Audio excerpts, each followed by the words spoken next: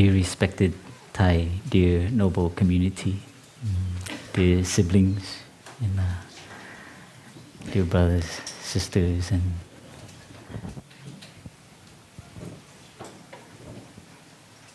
coming up here, my brothers and sisters kept, they said, "Good luck, Thai, good luck." From Upper Hamley to here, it's like I felt like I was gonna go play basketball. I used to have a brother Phap in Deer Park, and he was my roommate. And sometime when I had to give a Dharma talk, I come up and I'm leaving the room, and he's in the room as well, and he knows I'm going to give a Dharma talk, and he has American background, so he says, "Go get him, Thai."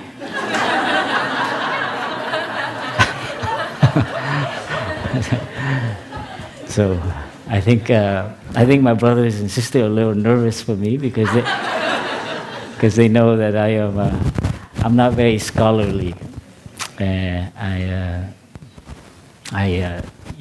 inspired by Thai. I'm inspired by his love for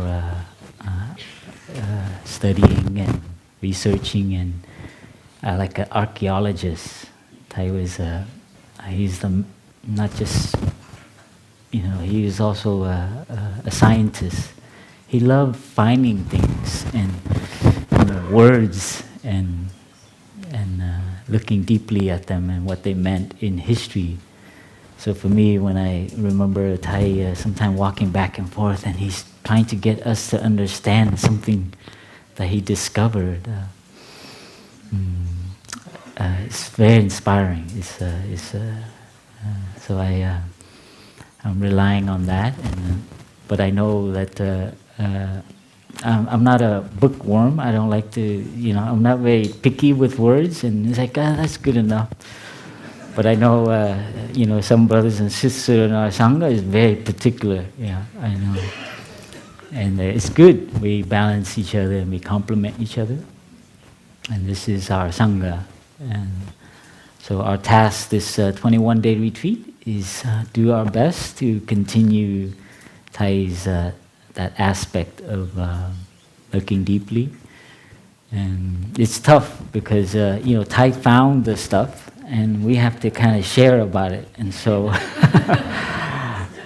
sometimes it's like, here, this is what Thai found, And so it's a challenge. It is, I have to admit that because in Buddhism, you teach from your experience, and you teach from your realization. That's kind of what we learn from our teacher. And so we don't teach like in school. This is a subject matter, memorize it. And then, the teacher doesn't need to really realize the teaching. It's okay just to keep doing it year after year, semester after semester. But in our practice, it's more we emphasize on realizing. You've tasted the mango, and you try your best to get people to taste it too. Not to tell what the mango tastes like, but to get them to eat it and taste it, and then you don't need to explain. So that's the challenge, and because Thai has found many mangoes and beautiful, sweet, and ripe mangoes, and I confess, I haven't tasted all the mangoes.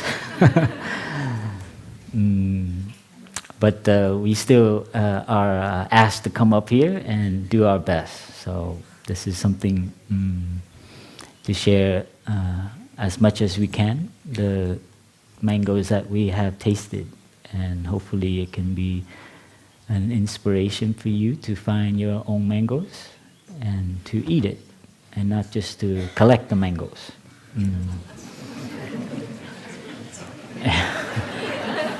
Is that okay? So I think the theme of the retreat is to look into whether we understand the Buddha, so looking back at the history of what our root teacher had taught. And so So there were many concepts and many practices that slowly entered the tradition. And Thai was basically trying to just reveal to us where it came from. And the caution to be careful not to be fooled by it, or to be, just stay on the surface, that we need to go deeper. And the root teaching of the Buddha. So for me, that's a very inspiration, and it knows that, and we know that the Buddha, what he found was looking for is a kind of to liberate himself, and to liberate himself from the suffering that he saw in him and around him, and that right there is makes us very close to the Buddha, because we are all here for that as well. We stepped onto the path because we also touch some kind of suffering, and we want to be liberated from that. And along that, when we are liberated, we feel wanting to help. It's a kind of a natural tendency in us. But sometimes we get lost through our upbringing, our education, and we lose our path. And this is kind of my journey. I grew up in a Buddhist family, and we went to temples, almost every Sunday, maybe 3 times a month, and did the whole, I don't know if I knew what I was bowing to, but it was just, something you do at the temple. See Jai is laughing, she's from Hong Kong. But that's something that there's an aspect of Buddhism that's quite, common, open and popular. Is a kind of popular Buddhism that's helpful. It's a cultural Buddhism. It keeps, the people together in an activity. As a young man, as a teenager, as a young person, just followed my mom, and we're Buddhists. It's only afterwards that I came across Thai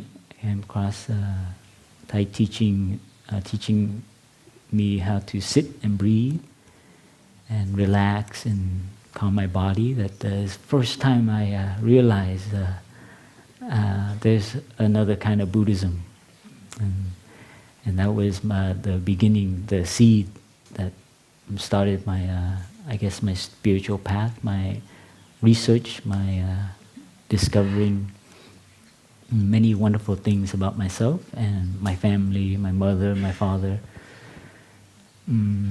So that's a little bit kind of topic I will share today.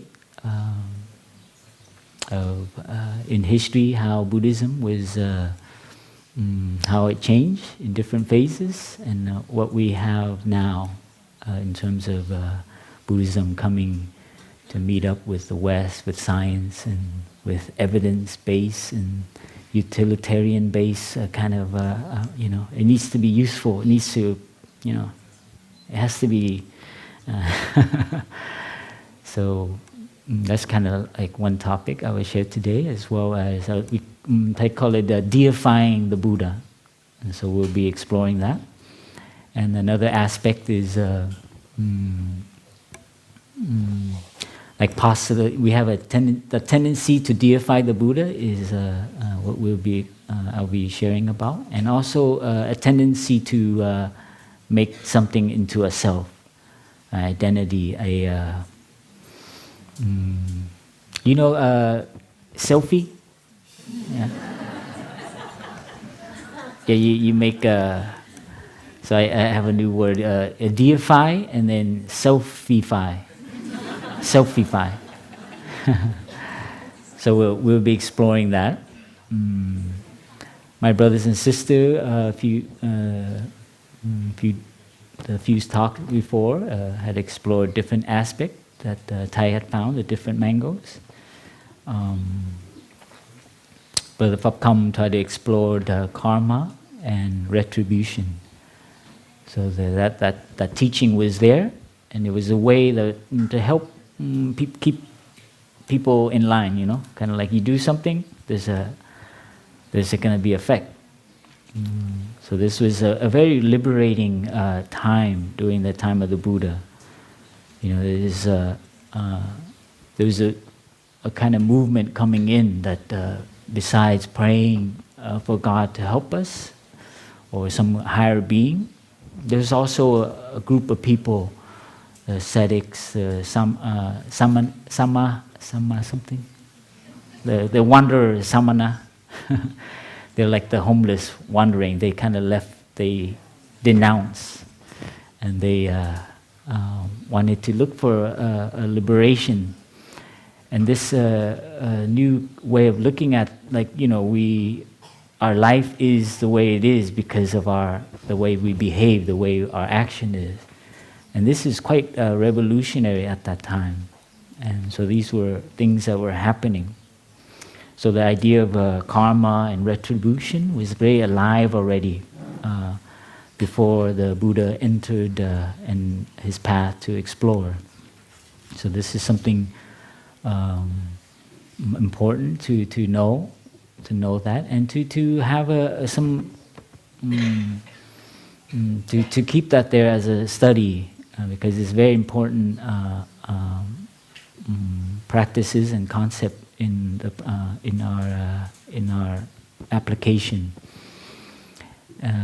Our brother also explored the jhanas to some extent, and how that also was prominent. It was already kind of there in the culture that the Buddha was looking as he was exploring the path, the different techniques, so that we can, zone out, kind of. Concentration, but it's a kind of absorption. I think some of you might have tasted it, when you sit a while.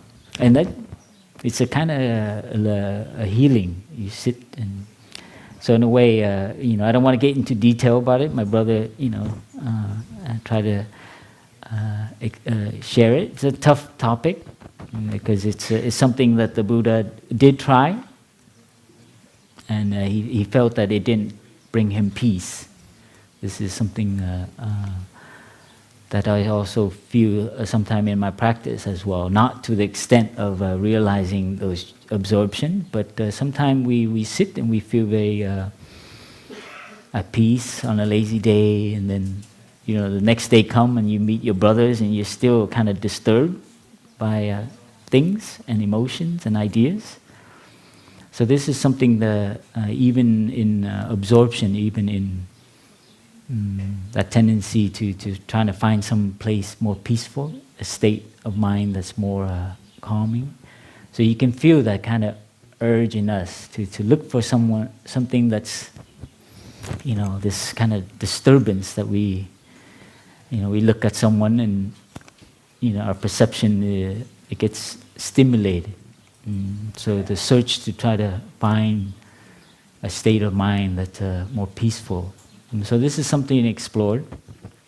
And actually there are some practitioners who feel that, the Buddha explored it, and he realized it, so we should explore it too, even though he told us not to do it. It's kind of like, we have to go through the suffering because, So this is very interesting to study it, but be cautious and be careful of the caution, because it could be another form of running away. And I think we all know how that feels, to want to be in another place, another situation that's not too challenging. As well as my brother Phap explored the 5 skandhas as a way of describing the self. And this is important when I share about selfifying something. To formulate the formula of the 5 skandhas it's important to understand how that fits in the teaching, so we can use it skillfully. There's some, I know I've come across practitioners where they practice, where they get to a state where there's a kind of aversion to the senses. I remember I was at a mechanical shop, and they're owned by a Vietnamese practitioner, and I think they were Buddhists. But anyways, it was new, and I came, and there were flowers, beautiful flowers around the car shop, very, very beautiful. And Plum Village, we like flowers, yeah. And I said, because it's unusual for a car mechanical garage to have like beautiful flowers growing in the front office and around, because it's usually oily and and all the. And I really appreciated it. And as he was fixing, and I remember just talking, I was like, wow, these flowers are so beautiful. Flower watering, and that's our tradition. Trying to get a good deal out of the... I don't know if that was my intention, but now it sounds like maybe that was my intention. I was like, you have such a beautiful shop, your flowers are so beautiful around the door. And he goes, you're a monk. He said, tu rồi mà cái gì mà đẹp nữa. And he said, you're a practitioner, why you care about what is beautiful and what is not? And I was like, ooh.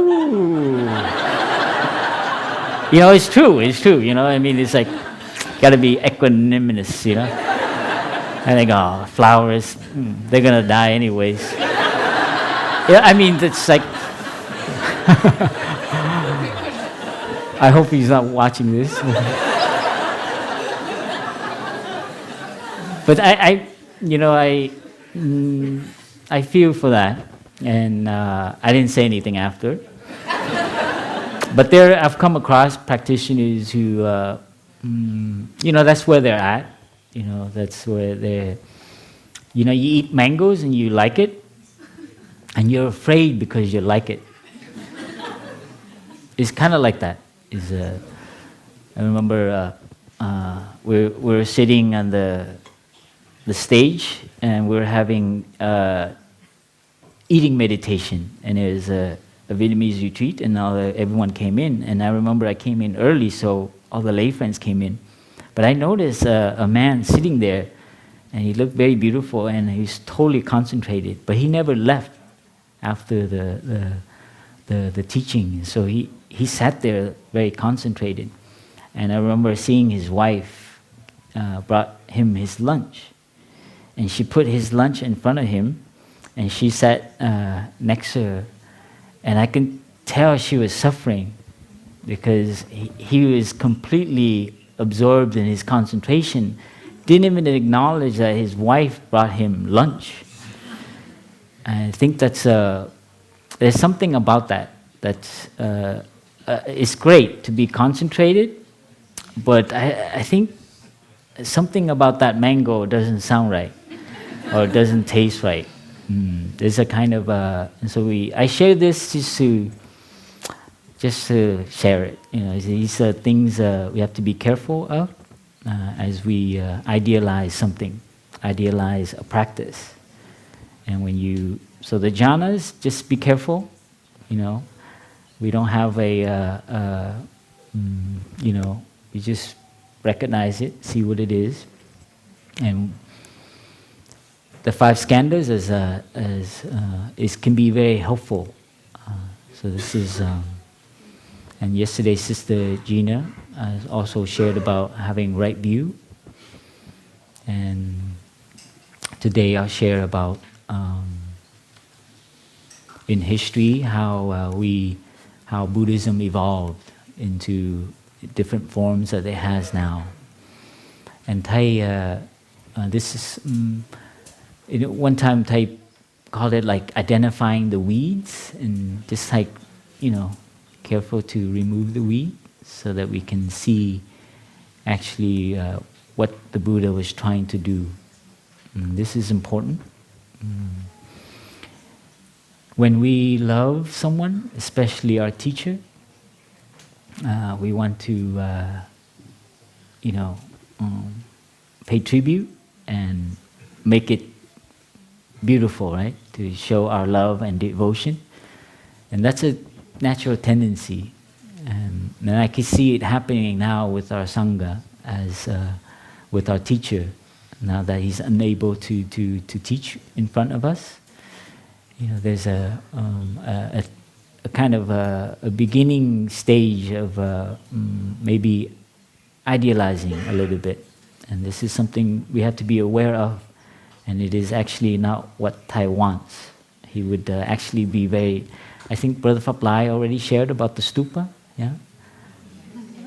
Thai was very strong with that. I don't know if you remember those talks. When he said those things about, you will not find me in there, like that, in the stupa. I remember the force that he was trying to get, because he knows that, when Thai returns physically to the earth, that we're going to probably make a big stupa.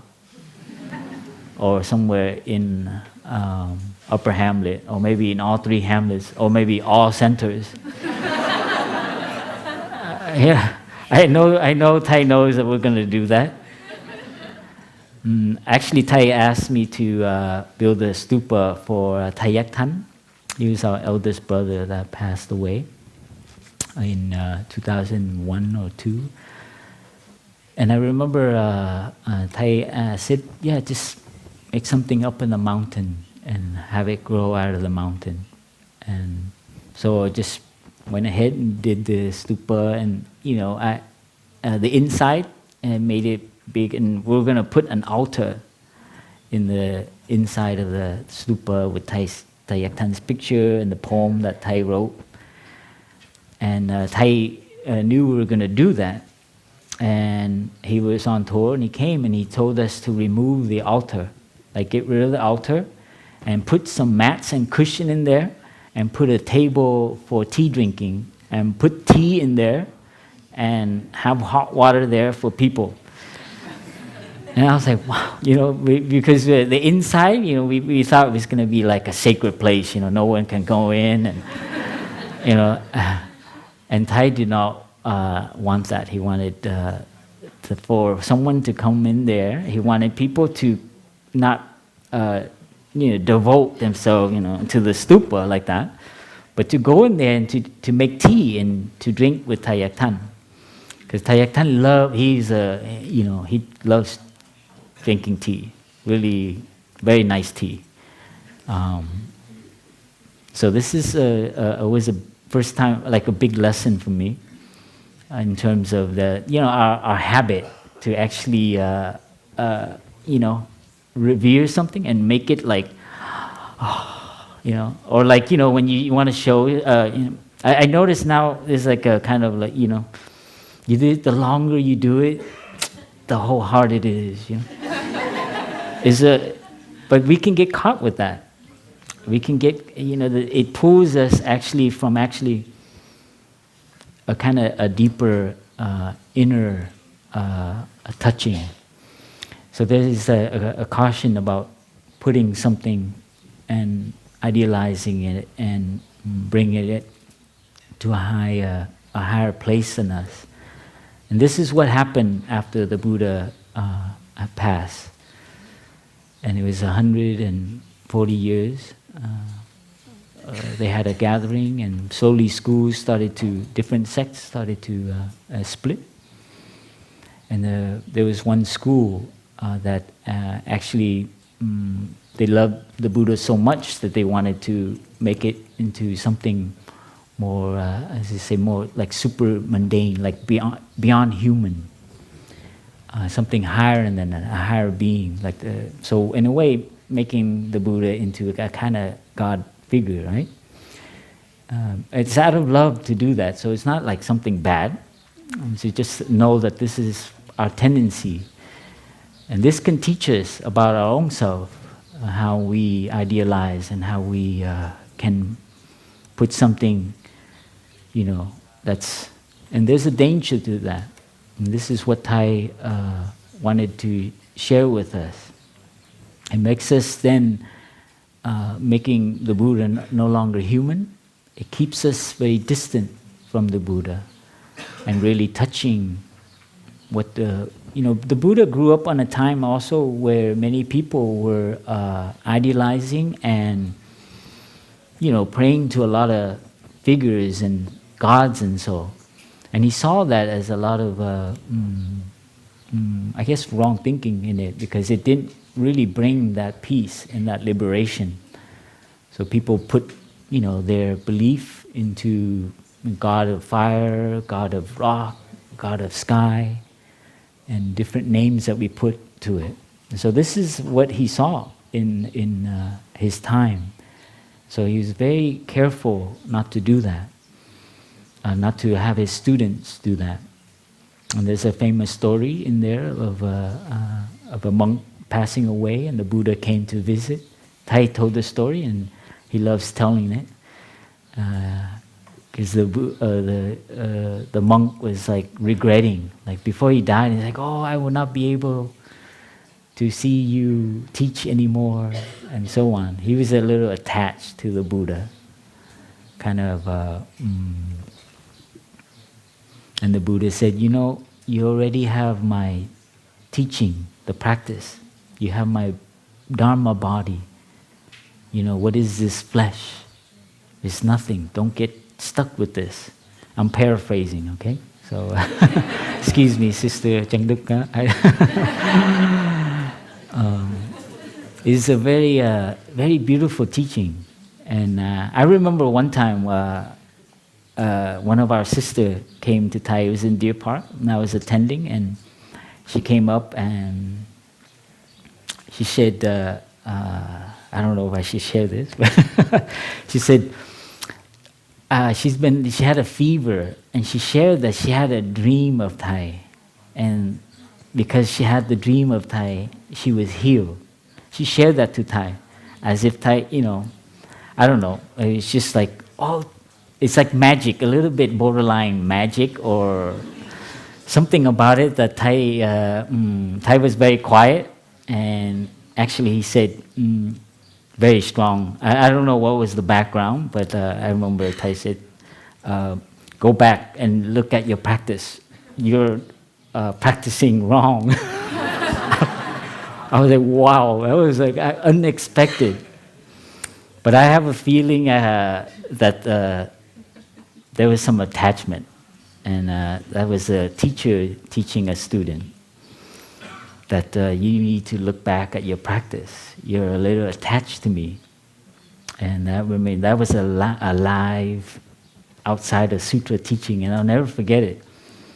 And I had that tendency too when I first came in the community, to just, where's Thai?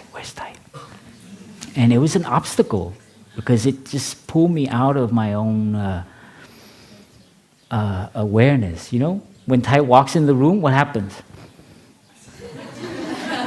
Right? This is not to, Thai has nothing to do with, also bowing. I remember, as a novice, I used to bow, and I was like, God, how come Thai didn't bow back? It's like, why are we bowing? You bow so they can bow back. It's like, how come you didn't bow? Thai is walking, and you want to bow. Like, hey, Thai, I'm here. Look at me, Thai. Oh, missed it. Okay, I'm going to get him around the other corner.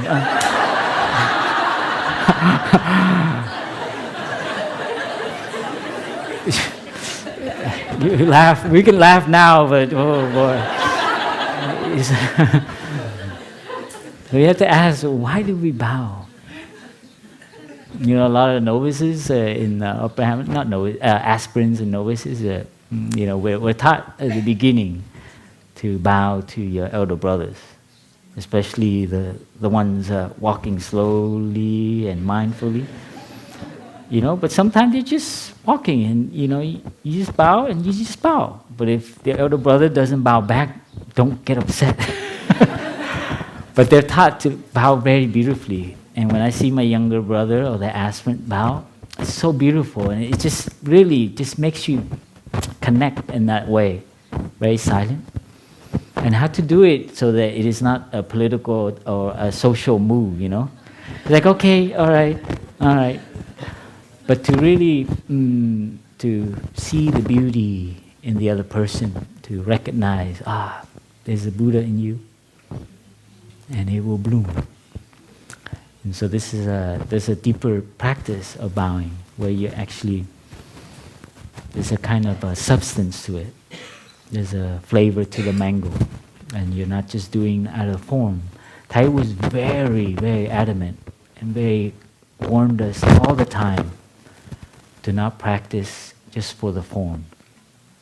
I think most of you who've been around, you know that when Thai says that, he usually has a lot of force to it. And so this tendency during the time of the Buddha, slowly the Buddha became more distant, right? Became a higher being.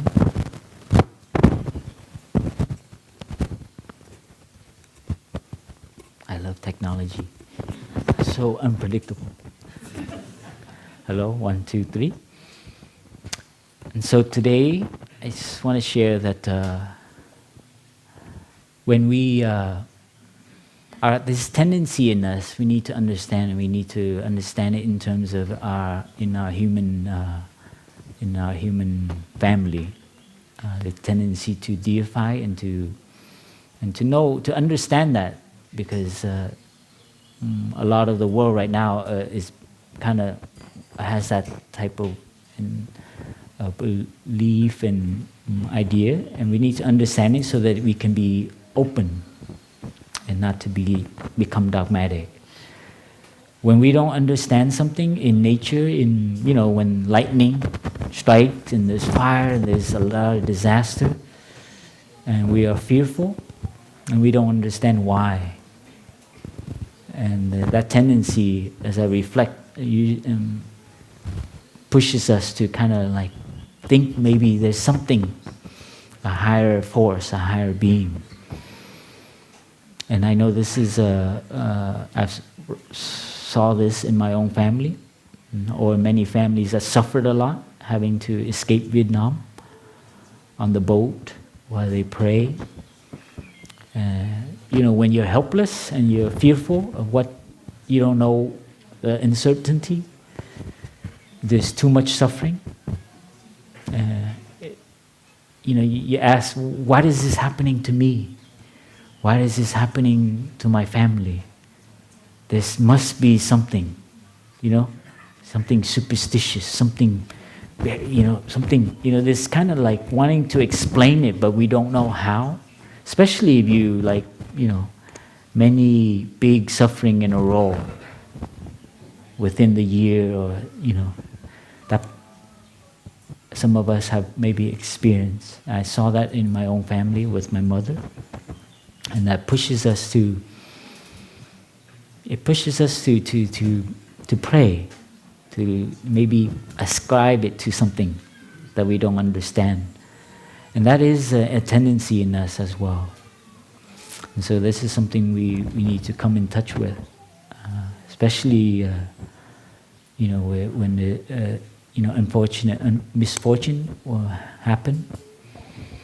I know one time after the tsunami in Japan happened, and I remember Thai sharing about it, and that he had read in the newspaper that people didn't know what to explain, how to explain it. And I think there was something about not understanding why God would do this, not having an answer to it, because it's quite a big blow to a part of the planet. I remember Thai teaching us to look at into being, that it is also happening to us. And that when people die in one part, we also die. In the sense of we are interconnected. When someone is suffering somewhere else, we are also suffering. To come back to touch that. And that we are also living for them. So that connection of interbeing. So that answer for me, that requires some reflection and deep looking. To see ourselves as a interbeing mechanism, continuum, like very connected, and it's a hard practice to do. And this is on the global scale. We all know that. We come in touch with that, and that was a very deep teaching for me to begin to contemplate, because we hear all the time around the world a lot of misfortune, natural disasters, and so on, as well as human-made wars, conflict, shooting, killing. And so every time I hear that, I come in touch with that. Not to ask, why did this happen? But to know that we are all co-responsible. That when a person has come, his life is too much violence, too much discrimination, too much pressure on him or her, it can push someone to a very violent act. And the availability of violent guns and so on. So every time I hear that, I remember the Thai's teaching to come back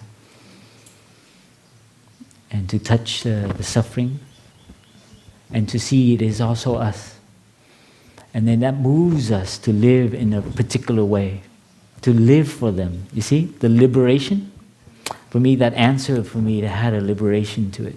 It had a way out. So you don't feel, the disconnection, feeling guilty or what do I do? But you feel like you live for them. So this is something I learned from Thai about how to deal with things when misfortune on grand scale.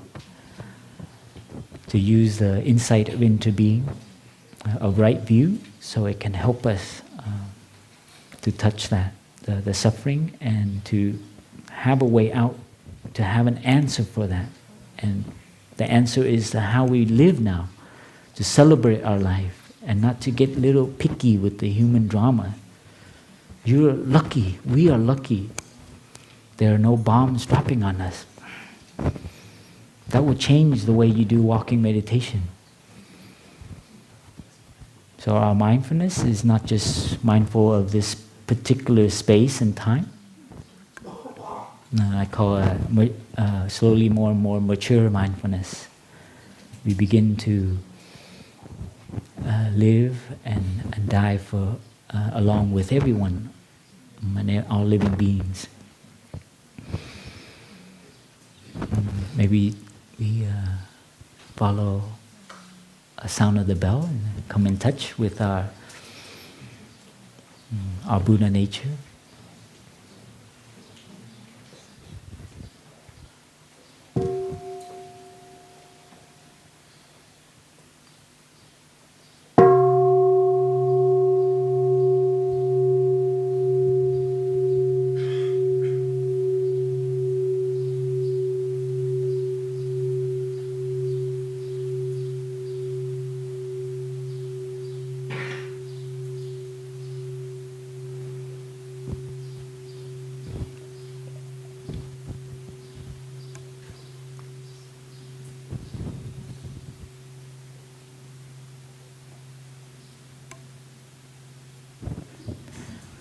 When we first come into the community, Thai always remind us taught us to, when we bow to the Buddha, to see our interconnection to the statue of the Buddha.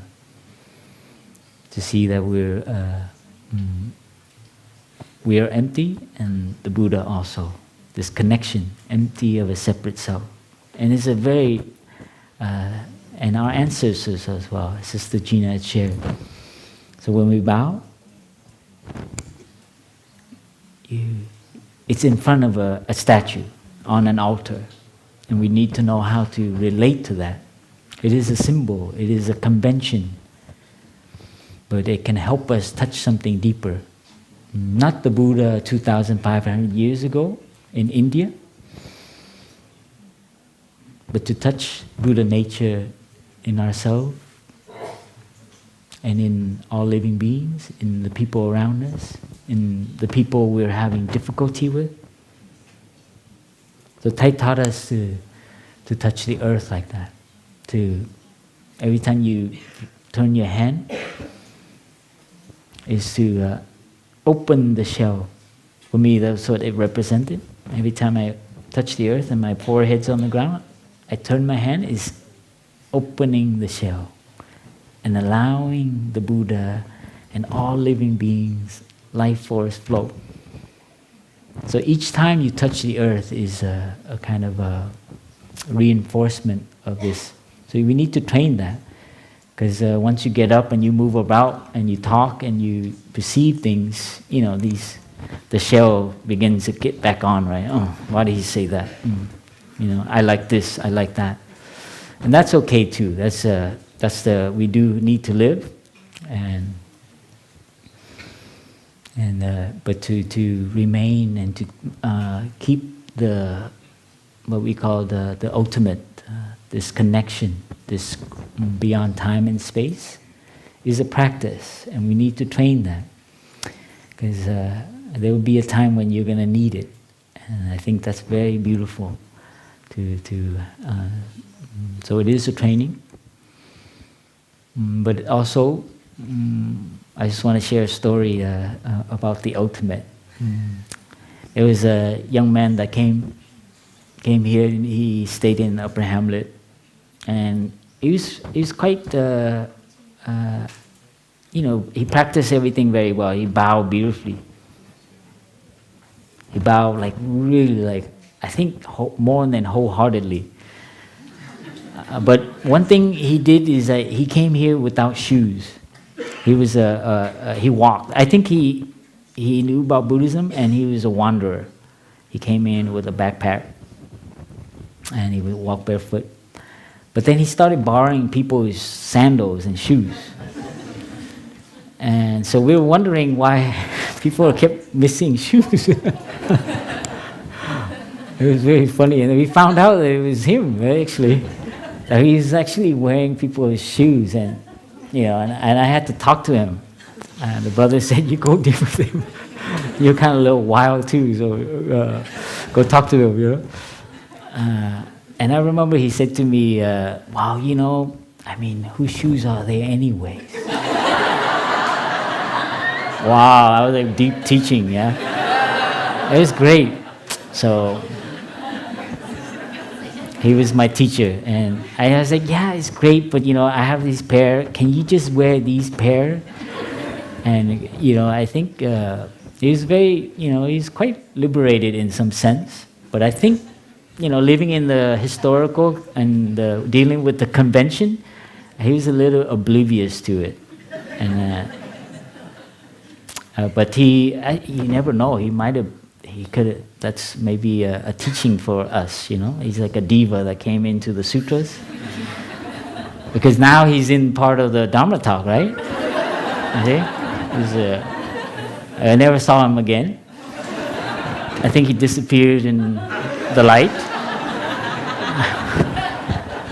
Don't believe me, okay? But I remember, in the community we see different ways of understanding the teaching, depending on touching the insight. So the insight and touching the ultimate will help us be free to live in the conventional world. It is not, how do you say, it's hard to say this anyway. I think you know what I mean, yeah? Without words, without example, yeah? We need to also let go of the ultimate. Yeah, that's it. That sounds right. So if you really tasted the mango, if you really touch the ultimate, you will not look like you're always dealing with the ultimate. How about that?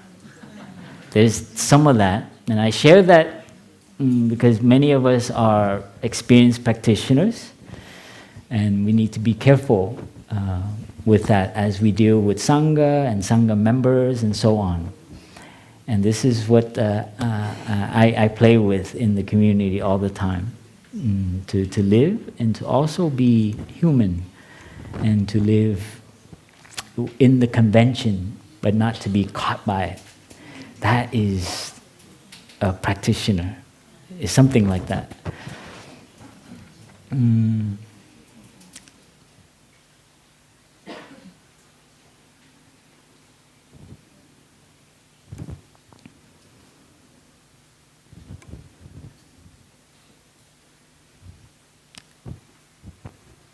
when we had Ancestral Day, and Thai, I think was in here, this hall.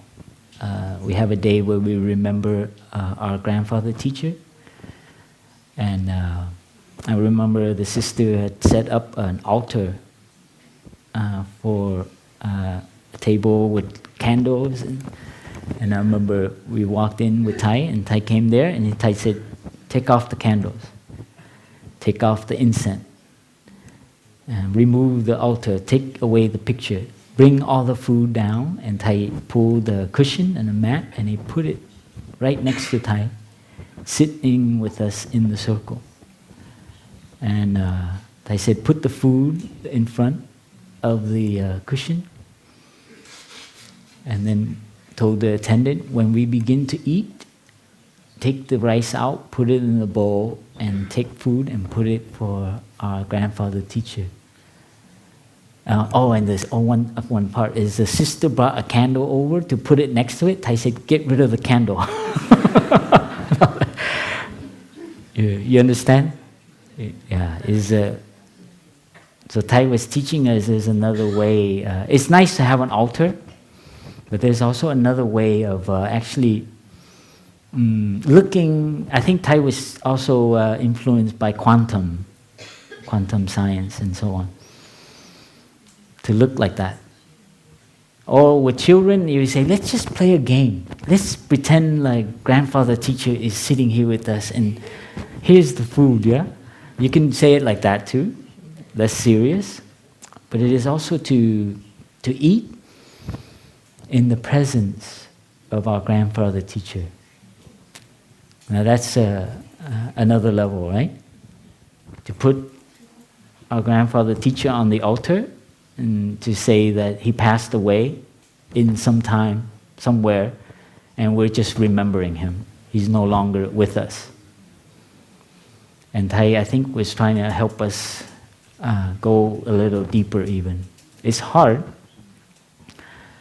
And sometimes in our meetings with the monastic, we always have a cushion, and we have a cushion for Thai. And it's a real practice to, before you share, dear Thai, dear brothers. So in that moment where you say dear Thai, it's not like a convention only. It can be a invoking the Thai in us and Thai in everyone. It's the same as if Thai came in and sat here. There's a cushion for Thai here.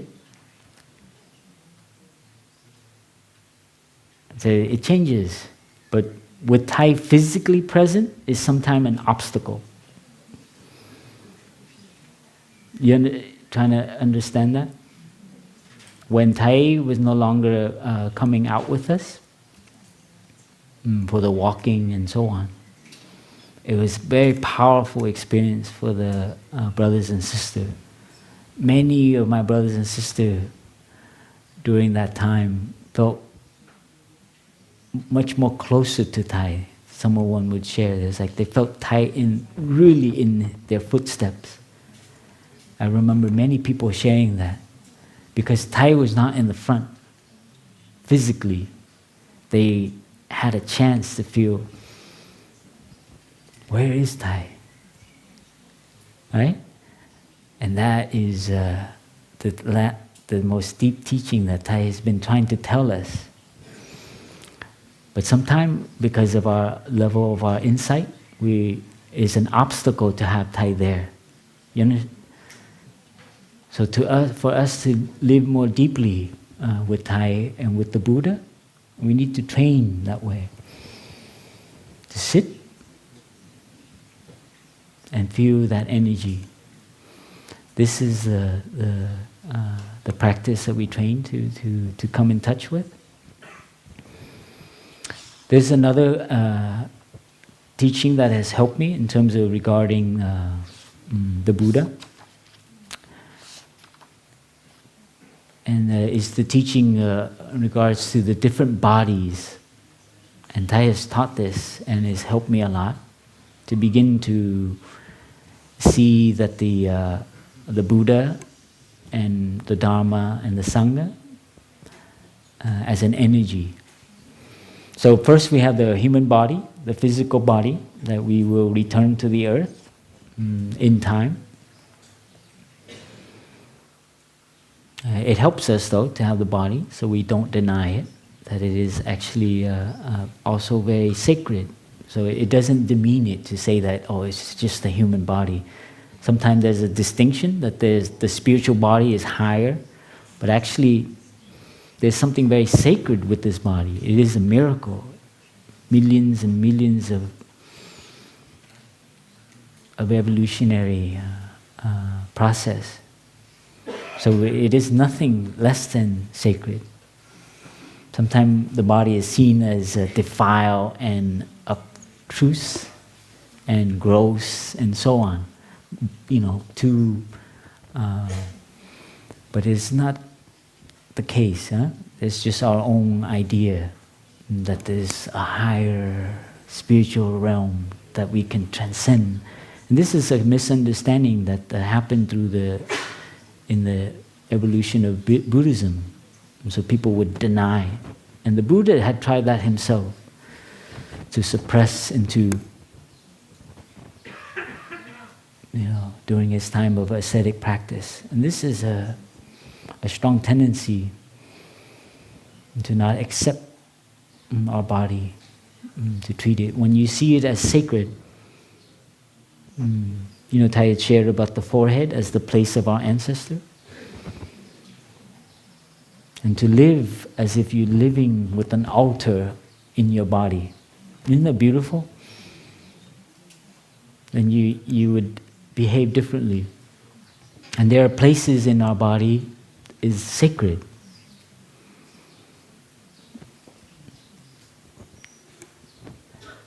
So this is what I learned from our teacher, that there is something very sacred in us. It's something that is given to us by our ancestor. This body is miracle. So there is an insight. And if you really truly live that insight, realize that insight, the way you look at your body, the way you treat your body, handle your body, would be very different. And this is, so the first way of looking is the human body. And there's also the Buddha body. The Buddha body is this, when you're, what moved you on the path. You had an insight, right? And then while you're on the path, you had another insight. And it makes you feel confident. That's the Buddha body. It's that awakening kind of awareness, right? And so we've touched the non-Buddha body, dark, and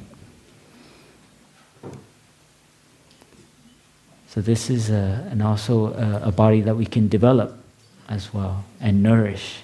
Our insight can always be growing. So this is very helpful to know that we have many bodies, not just the human body, but there's also a Buddha body, a nature of awakening, a nature of understanding, of having insight. It's those moments when you feel, oh, wow, you realize something about why you're suffering. That is your Buddha body growing. And it's nice to train to be aware of that. There's also the Dharma body. And that's, those of us who have taken the 5 mindfulness training, taking the 14. It is the practice body. There's a discipline. There's something that it's the path. The Dharma body is what you nourish and continue to nourish and grow, right?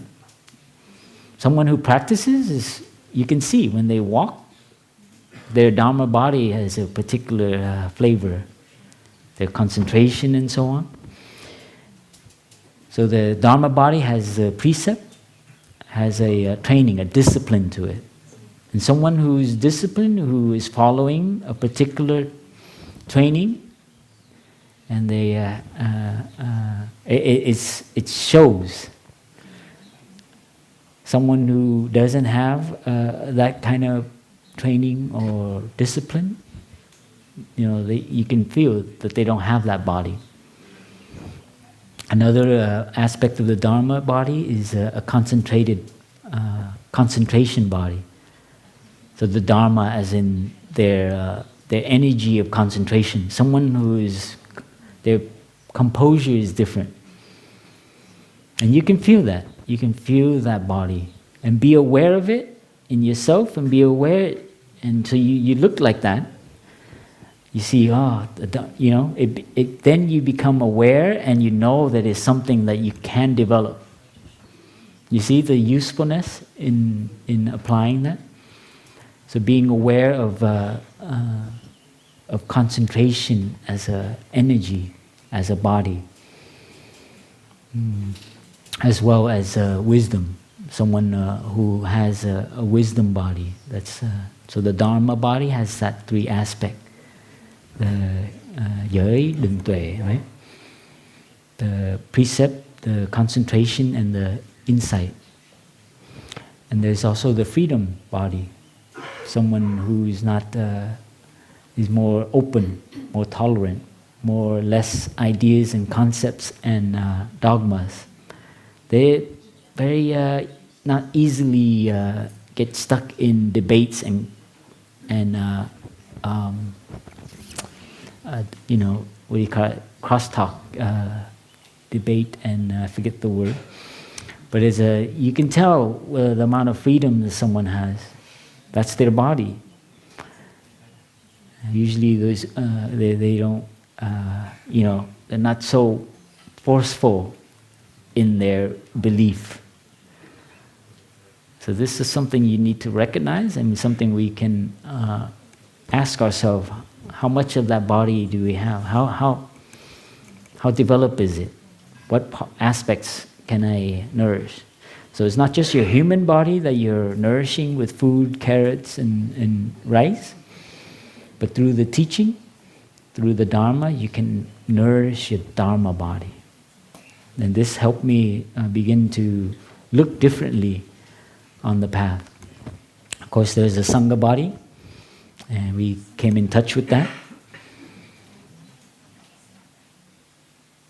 And so to see Thai, we can ask, where is Thai?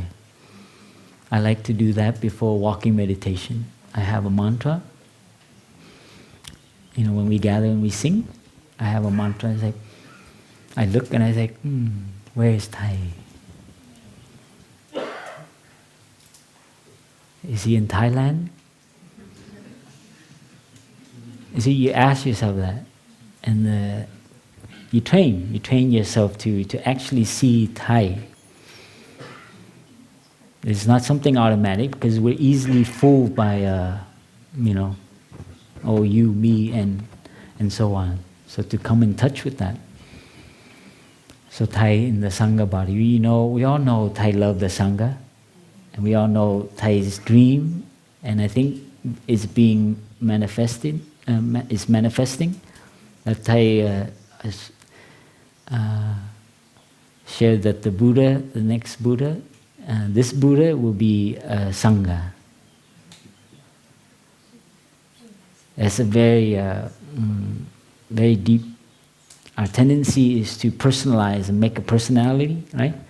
All these Buddhist magazines, you usually see one face, right? You never see a group of people. We love to personalize something, right? And give it, it's that, brother, or that venerable, or that, So this is something for us to realize. When our Sangha had to go the US tour for the first time after Thai stroke, I practice to reflect that the Sangha is like when the orchestra, you say, what's some famous orchestra, like the Russian Philharmonic, right? Or like which one, Dung? There's some famous ones, huh? Vienna Philharmonic? Yeah, and then I think Philadelphia, I forget one city. They have a very famous one. But when you think of like the Russian Philharmonic, like, you don't think of any individual. You just know that it's going to be a good one, right? That's when we were traveling the tour. I had that kind of. You don't need to stick out. You just go with your brothers and sisters, and it's the Plum Village Sangha. The Plum Village brothers and sisters. And that's good enough. Nobody needs to you become that body. It's a very beautiful practice. And I do that a lot with walking meditation. You come in touch with your other self, with the Sangha body, right? And when you sit in meditation, you can sit by yourself and train yourself and look deeply and so on, but there's also, it's kind of relaxed. Just sit with the Sangha and be the Sangha, and you don't need to try so hard. It's very enjoyable to live with the Sangha body and be the Sangha body. Of course, there's also a continuation body. This is important also to know that I learned from Thai that our speech, our action is permeating out. Remember the candle Sister Gina shared? You can feel throughout time all the ancestors, all the practitioners. This continuation body is very powerful. You're not the only one in the life of this practice that is confronting this challenge right now, this suffering. Sometimes we think, but sometimes I'm helpful as I go, I'm sure many monks have been through this. I'm sure I'm not the first one coming up with this. When you confront something, you feel like it's very unique. So sometimes you can touch time, and that has helped me a lot to find some relief. You're like, okay. And they probably broke through, and eventually I will break through my stubbornness, to name it. I'm sure I'm not the only stubborn monk in the history of Buddhism. No, I'm not going to do it. No, I'm not going to agree. And then you suffer after the meeting. You ever felt like that in the Sangha? You resist, and there's something, retribution, huh? And you think that's you and you suffering. But in fact, it's really, an hour ago, it was you, and then an hour, it's you after an hour. So that's the answer for the retribution. Is there someone receiving it after? It's you, but it's also not you. Not the same you. And that you can get that insight by taking a picture of yourself when you were 10 years old, 5 years old. And I've done that. You can put it there and sit and meditate with that picture of you. Thai has a picture of himself in the hut, still sitting hut in Upper Hamlet, and I love looking at that picture. So to see who is it? So it's not the same and not different, right? So there's something to those are the mangoes. You need to eat it yourself. And so these are some exercises that we've learned from our teacher, and we've somewhat eaten it here and there. It's not always constantly, present and concentrated. Thai would say very compassionately, we're part-time Buddhas. And that's very forgiving. So we're part-time practitioners sometimes. Yeah? And so we are not perfect. So there's also the body outside the body.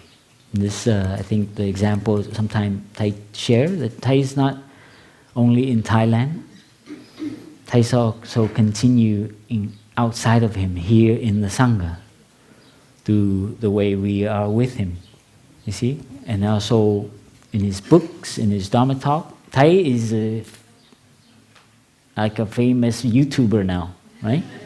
And he doesn't have to do anything. That's kind of very easy to understand. So the body outside the body. But it's easy to understand with those examples, but how much have we realized it? Because we limit ourselves, right, with this body.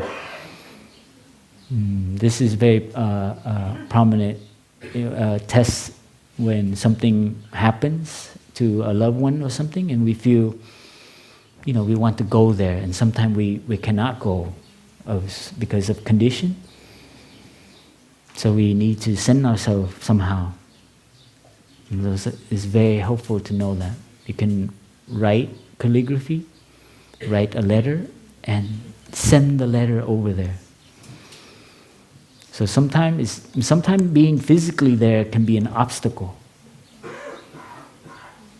So this is something as monastics, sometimes we are faced with that. Sometimes we cannot be with our loved one when they're suffering. But there's other ways that we can rely on. Our body outside of us. We call our sister up. We talk to our sister. We tell her something that affects the family. You see? So the practice of non-self is also can be realized in the conventional means. So these are real practices, and so we don't suffer because we cannot physically go there. We know that there's other ways that we can go. And this is a reality for a lot of us who live in community. Sometimes we need to do things like that, to practice in that way. So these are ways to help us not be caught with Thai, with the Buddha, to begin to see that there are other bodies that are happening, there are other ways of looking. Maybe we listen to one sound of the bell. We can come in touch with our different bodies, whatever body is useful for you now.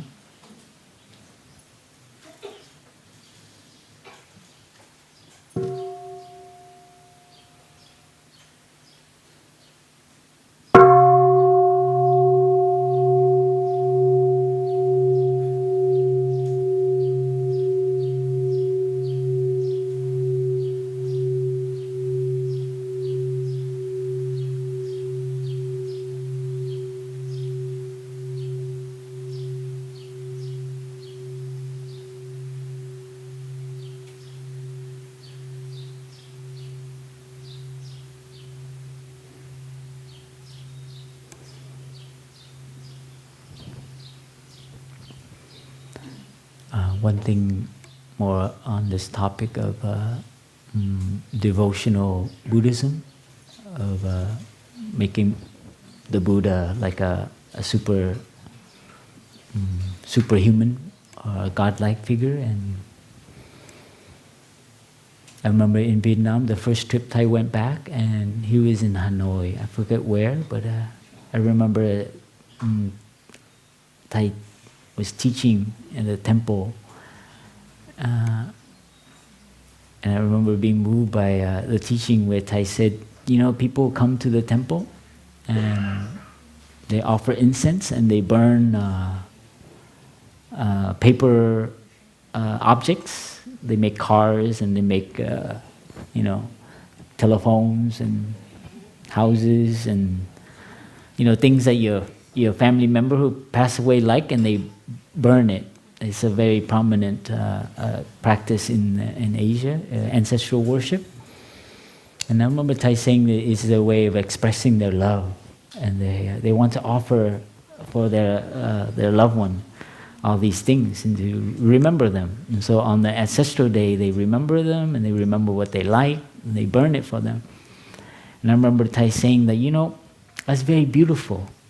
And Thai said, I'm paraphrasing again, and I might have missed it, but it's recorded on a YouTube, so you can listen to it.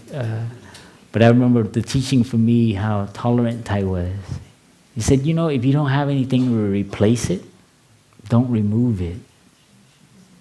It's still beautiful, even though it is not, it's still somewhat superstitious or so on. But it is a beautiful expression of, I hope you receive it, honey. And Thai said, if you remove it and you have nothing to replace it, people will become hungry ghosts. They will be not connected to their ancestor. And this is a real deep teaching for me in terms of allowing some practices, even though it's not the deepest and the insight Buddhism, but it is, how Thai would say, a little bit diluted, but it's okay. As long as we know that there is also a deep Buddhism that can help us touch our ancestor inside and to live with their presence, to live with your grandma. When you sow as your grandma. To live like that, to be aware that she is alive in you. But I have to say, once a year I do burn paper for my grandma. She likes gold nuggets. So there's a paper you make. I went back in Chinese, they have these gold paper and you fold into nuggets and you make these things. And I did that with my grandma ever since I was little. She taught me because she would burn it for her husband, my grandfather, who I didn't know. But I remember she'd always make me light an incense, and we'd do it outside in the sky.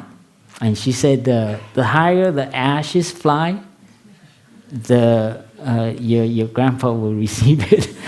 So I would try to make the ash, I would do it in a way so that it stays whole. And it goes really high.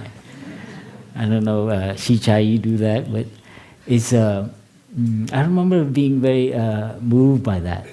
Coming back older as a college and seeing my grandma still do that for her husband. It's just, and then I always make my mom make the favorite dish, which is unfortunately a pork dish.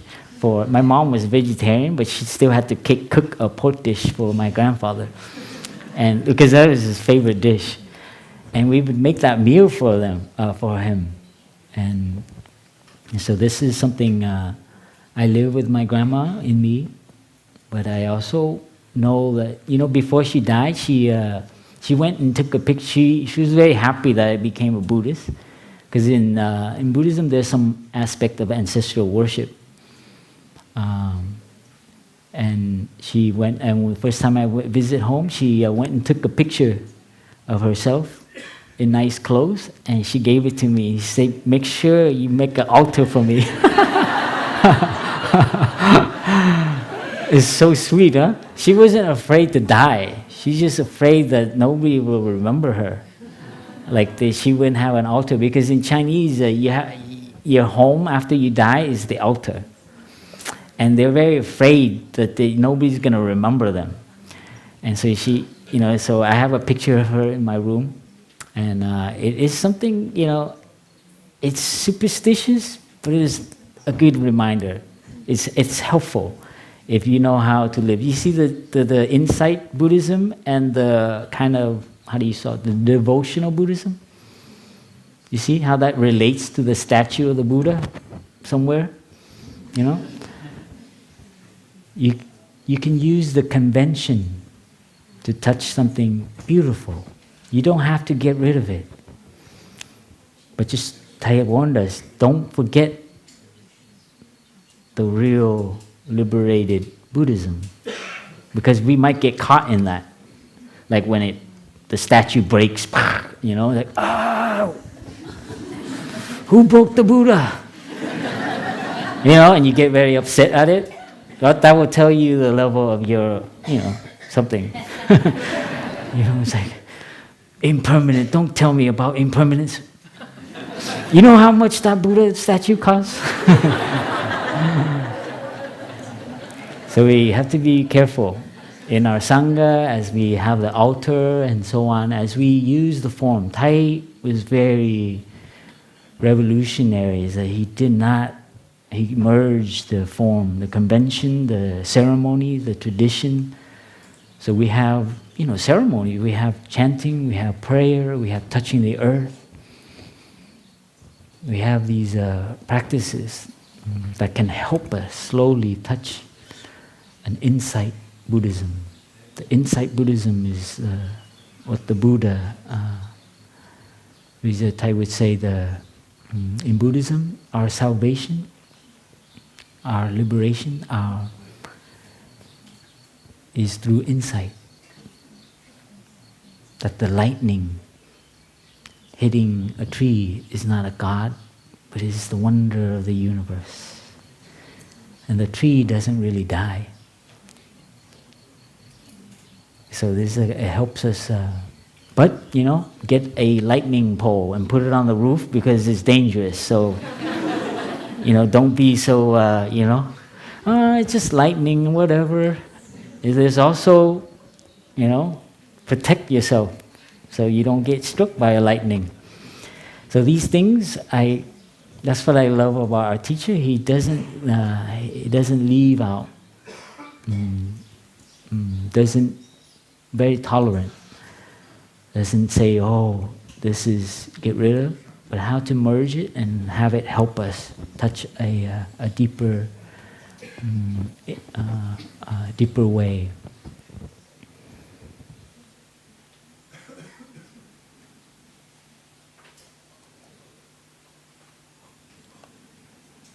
So to deify, to idealize. So deify, we kind of understand, making a god out of something. But another aspect of it we need to be careful of is to idealize, to purify. When something no longer is with us and we love so much, we might idealize it, make it into Santa Claus, or make it into a holiday, and it just stays a holiday. You understand that? So you make it into an idea, okay, now all we need to do is, that day we remember Thai, and that's all we need to do. And that's very dangerous.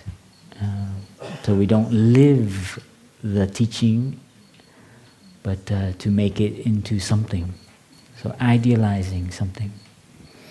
And we do this with a lot of things. With the monks and nuns. Oh, they're so sweet. Always smiling. So gentle. But wait until you see us. We are reality in itself. But I don't say that as an opposite of purity. I say that as, that's what's beautiful about it. No pure, no impure. It's all in your head. I think Phap sang that song. So this is something, yesterday in my Dharma sharing, someone, I shouldn't share this, huh? It's confidential. Oh, it's so good. Oh, too bad. But sometimes we have to clean the toilet, and it's so, and it's a real practice. But you have to be careful, not to spread germs.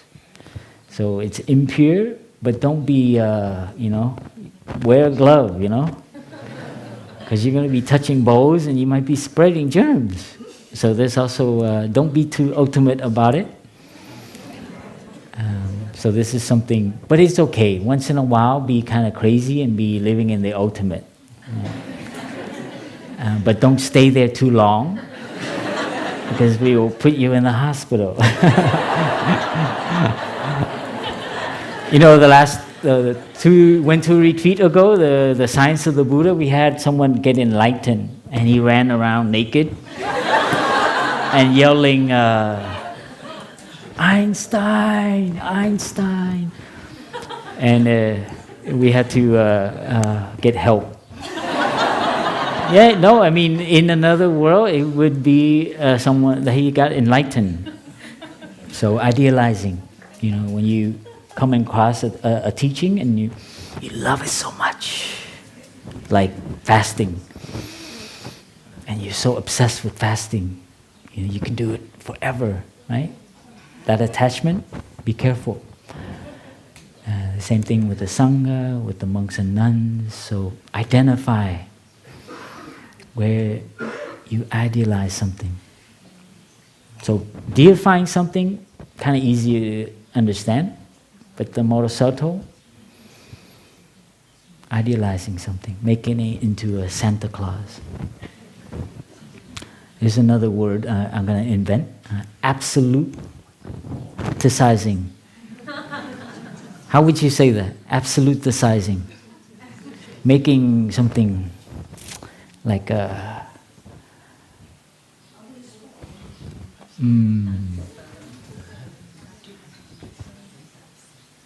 There's only one way to do it. Fantasizing. Magnetizing, yes. Yes. You know, when you're right, you know, and that's the only way. This is born from my own suffering. The tendency to be very absolute about it. Ultimatum. That one is, as a Sangha builder, be careful. This is the way the Sangha is. This is not Plum Village practice. That is Plum Village practice. I mean, of course, we need to be in the conventional too, you know, but be careful of that. That's all, so we don't make Plum Village into an absolute. But we do need to be careful that we're going in the wrong direction. And so we need the Sangha to let us know whether we are idealizing, making something dogmatic. So if you've taken the 14 mindfulness training and you're wearing a jacket, you have to be very careful. Now you're in a place where people are looking at you differently, and you might be looking at yourself differently. Now you represent Plum Village. And you gotta keep the standard a little bit, you know? But, yeah, so, yeah, well, it's just a hard one to teach. How do you teach this one? You know, when Thai taught us to wear the robe as a symbol for us to represent a whole lineage, as Sister Gina had drawn, yeah? So when you wear the robe, when you wear the jacket, you have to be practicing very deeply the non-self, huh? Or else you will become the dictator of your Sangha. So that you need to build yourself a team, a group, to do check and balance with you. If you are in there by yourself, build your team quickly so you don't get the only one getting the butt of the stick. Okay, so this is also conditional. It might be the condition that you're there and you're the only one, so you might receive a lot of stuff. So Thai's answer, build your Sangha body right away. And that will be your refuge. And this is very important right now as our Sangha grows and many things are coming in. We need to have check and balance and to make sure we stay deep with the insight Buddhism, with non-self non-dualistic, non-discriminative. This is our time. Thai had his phase of challenge, and he had to find things. And our time now is to develop that Buddha body as a Sangha. And I think to do that as a team is very important. So I'll move in.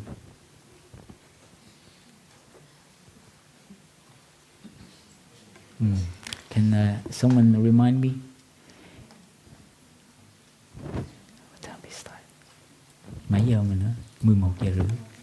I should be ending now. Is that right?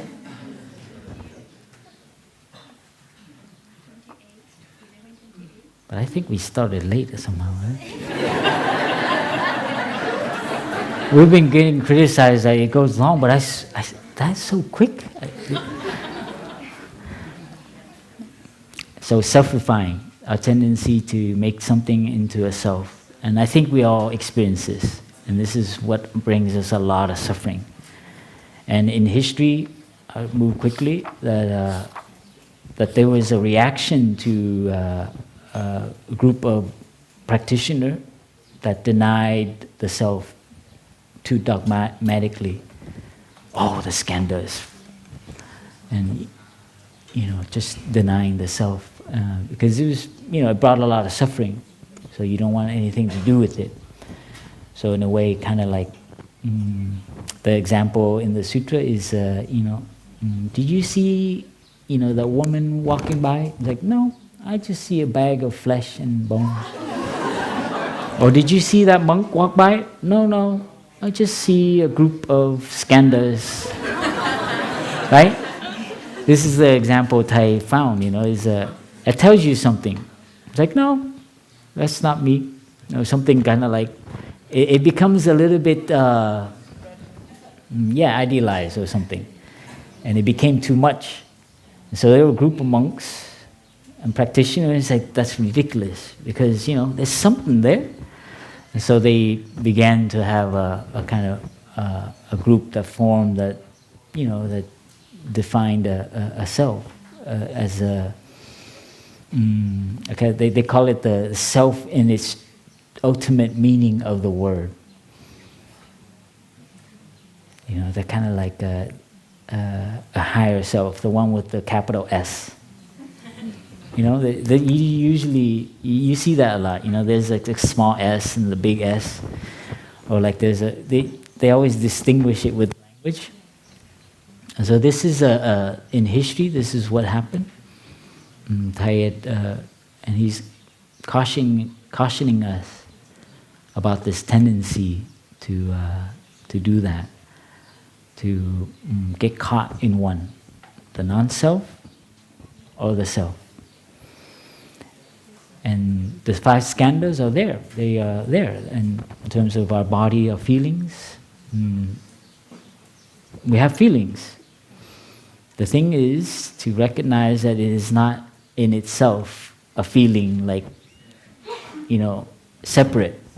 Right? A feeling will change. It's impermanent and it won't last. That's all the Buddha is teaching. He's saying, try to find me something that will last forever. That's basically a very simple question, right? Nothing is permanent, eternal. Please find me something. That's very good. That is a great question to ask to step onto the path. So here the Thai is teaching us here to be careful of getting caught in the idea of self and even non-self.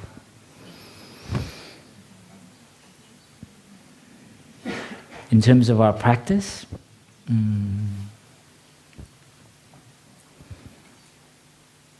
we need to see ourselves as these 5 skandhas as flowing, right? As our feelings is different. It's a hard practice to see ourselves different from yesterday. That's a really hard practice. I've been very unsuccessful at it. Our teacher one time shared with us that his practice was to look at someone like as if he's meeting them for the first time. This is our teacher telling us that that's what he practices. I remember hearing that. It's very hard, because you see someone the next day and you think you know them already, right? And you think you know yourself, that you're the same as yesterday. It's so hard to convince me that it's different. I mean, just 24 hours ago, not alone each moment, it's kind of, come on. I mean, there's some truth to it, but really, I'm still here. It's really stubborn, huh? Come on, I still have that thought. I still believe like that. I have characteristics. Phap is like that. Tao Nghiêm. She has certain things that come out. It's undeniable. It's Tao Nghiêm and it's not, Sĩ Nghiêm. She's Tao Nghiêm. There is that stubbornness, huh? It's very, very difficult to practice to see Tao Nghiêm is a little different from yesterday. But then it's also not different, but the same. So it's the Indian logic, Buddhist logic. They like to say not same, not different. So they don't tell you what it is, but they just tell you what it is not. It's so annoying in terms of Western rational... it's like, tell me what it is. No, A is not A. I love it because it's kind of very modern. It's very related to modern science, huh? Because it's annoying.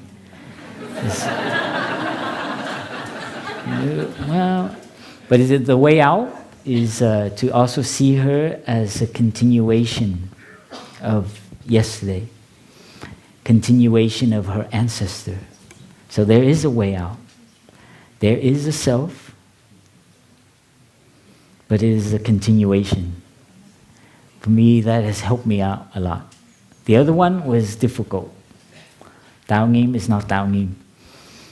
But I know it's Tao Nghiêm. And so I began to practice. It's Tao Nghiêm, but it's also her mom, her dad, her culture. So you begin to look like that. You see people, and you see a whole. And to keep that concentrated eye. So when you see someone suffer, you don't get caught with their suffering. And it helps you. It helps you not be pulled by their suffering. The self does that. So that's one door of liberation that Thai has helped us to see non-self as a continuation, not permanent, not eternal, not separate. So this a way of looking, I found it a little easier than the other one, but it is very similar.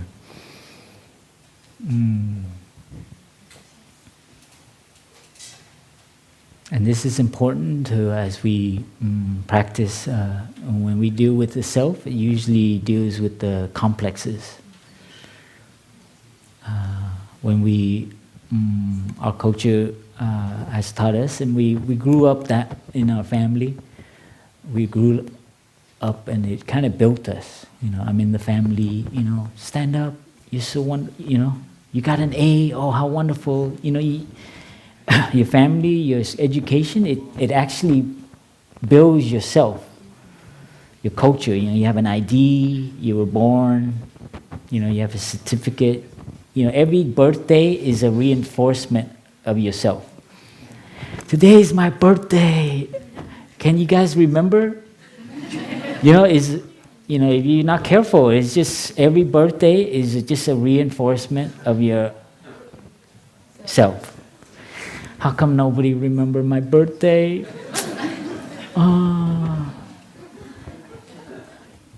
Another way of yourself being reinforced is if you have a blog or you have a Facebook And you have a Facebook page, and you're so worried about what you're going to put up there. What are people going to think when I put up this picture? What are they going to say? Or I haven't put up anything up for so long. That's your virtual self. And now you don't only have to worry about yourself, but you have to worry about yourself in the virtual world. Right? And on and on. You see, it's so, oh boy. So there's a 3-aspect relation to self. It's important for us to recognize our complexes of superiority, inferiority, and equality. I struggle with that one. Superiority, that's like, it's kind of easy. It's annoying, so it's easy. Right? Someone who knows everything, always right. Jeez. Is always better than the other person. So it's easy to understand how it's a complex. Inferiority, you're always beating yourself up. That's an idea. You have an idea about yourself. I am like that. I'm labeled A. I'm character, what is it?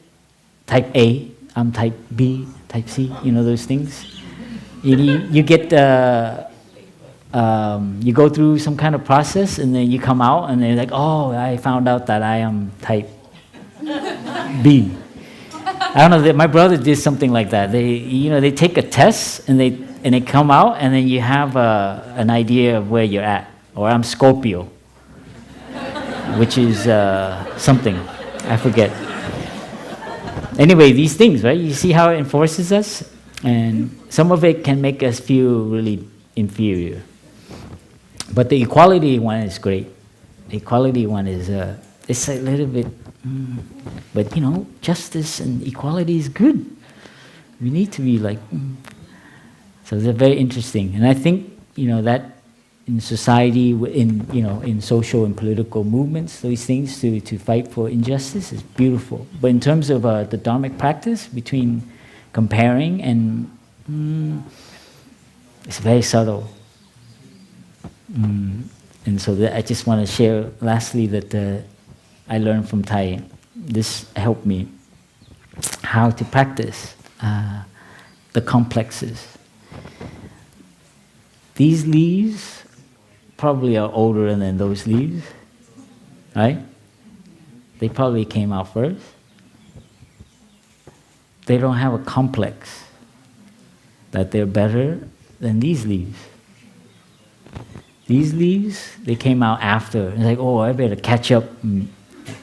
I want to be where they are. Look how big they are. I better hurry up. Somebody cut me up and put me here.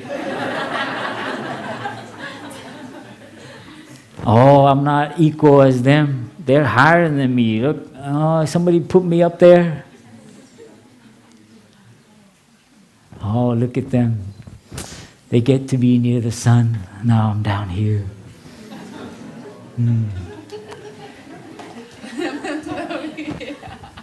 No superiority. No inferiority. No equality. Everything belongs where it is. This is not to condone passivity. Huh? There needs to be also some change. But this is not what we're talking about. This is a dharmic way so that you can liberate yourself from your sense of separation. So when this part suffers, this other part suffers as well. And when this part is receiving nourishment, it's also nourishing everything. You see the liberation? So we need to practice this. We need to bring this and put it in front of us. And when you look at a tree, look at nature, there's not a competition. This is the wrong understanding. And this is what has brought a lot of suffering. We are co-responsible and we are thriving. So someone else's success, someone else's joy is your joy. Their success is your success. That is a practice. It sounds good, but wait until you're challenged by it. How come he got all the attention? Or how come he gets to go on the trips? So this is a practice to help us to slowly remove a little bit our shell, our sense of separation. And this right now is so needed in our planet. To not see ourselves as not only as different nation and different culture and different beliefs. We label each other, Christian, Buddhist, Jewish, terrorists, Palestinians, with names, and we put them into groups, and this causes a lot of suffering. So selfifying is also maybe groupifying too. We identify. So we have to be very careful what we identify ourselves with. It could be helpful, but it is not where we just stay at. So when you identify yourself with a group, with a movement, with a thing, with a self, with a big S, be careful. That's just a means, that's just a convention.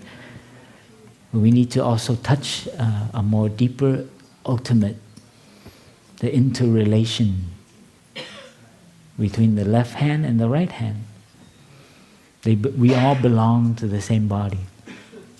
And this is not just to exclude non-human elements. It includes the water, the mountain, the trees, the carrot. When you eat, we make that distinction, it's just vegetable, it's my food. It's just vitamins, it's just protein, right? But this is exactly how we are treating the planet and our environment. Just for us products, things to keep us, so we think humans are superior. This is an extension of the self, grouping humans, non-humans. And so this is we can see, look in the news, this is the source of a lot of suffering and violence and pain to the environment as well as to other groups of people. So I think our teacher wanted us to show us that to not be caught in these notions. And I cannot stop without saying that Thai also revolutionarily said that there is a self, but it is not eternal, continuous, and separate. So this is so we don't get caught in glorifying and idealizing non-self. And Thai was free enough, and we are just practicing, and to see ourselves as a continuation. So the two doors for us is to practice non-self, is to practice ancestor, and to practice community. See, this is the way out, and this is how we practice non-self. So non-self is not a notion. I am not the skanda, or what. I don't need to eat. Why do I need to eat? These kind of idealizing because of misunderstanding. So this is the interbeing, the door, the insight of interbeing, the door of interbeing, helping us to feel that we are interbeing with the community and interbeing across time and space with our ancestor and our descendants. So when we live in this way, it's natural to behave and to act and to make sacred, to keep sacred certain things. So this is, it tells us what we are responsible for. And so this will inspire us to choose a life, to choose a way of living that is more helpful. So this is Thais always emphasize the 5 mindfulness training and the 14 mindfulness training, because it's a way for our descendants. It is our Dharma body. So this is, we hope we can continue to practice and to touch that. And now end here by sharing Thais calligraphy, a kind of Thais answer to I think, therefore I am. Thais so creative and so fun, you know. It's like he used the word I am, right? Rather than, he's saying there's no I and there's no am, right? You say, well, let's use it, but it needs to go with you are. You are, therefore I am. That is, that Zorro sign? This is the Z. You see, to practice this with your loved ones, with someone you are disliking very much, someone you don't agree with, and it is not something to believe, it's something you need to train and to realize. This is the mango, and we need to peel it and eat it. It's sometimes harder than others, and it is sometimes easier with this person and not so with another person. But we continue. So don't be so hard if you don't really, fully realize. So the part-time is okay. So that's the compassion of our teacher, not to become perfect, and it's okay. Another teaching that I gave, it looks beautiful, huh? Like, what is it, the Fibonacci series? When you look at a fern, everyone, wow, it's such in harmony. The mathematic is pure. Come a little closer, and you will see that there are like imperfections everywhere. But they're not really imperfections. It's just we ascribe it as imperfection because we want it to look a certain way. Why aren't they symmetrical? How come this leaf is smaller? This one is going in a different direction. This one is a little older than that one. This one is too close to that one. It's not really symmetrical. Why is that? How come the Sangha is not like that? So the monks look great when we're up here, huh? Wow, all brown. You notice some are not wearing the scarf? We're a little different. Like, it's great. Come a little closer and you see we're a little bit weird.